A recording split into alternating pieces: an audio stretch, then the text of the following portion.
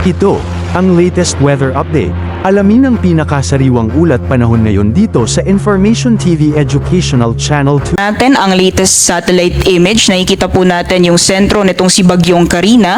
As of 10 p.m. huli itong namataan sa layong 335 kilometers hilaga ng Itbayat, Batanes. Bahagya po itong humina from super typhoon at nasa typhoon category na lamang na nagtataglay ng lakas ng hangin na umaabot ng 175 kilometers per hour malapit sa gitna at pagbugso na umaabot ng 215 kilometers per hour.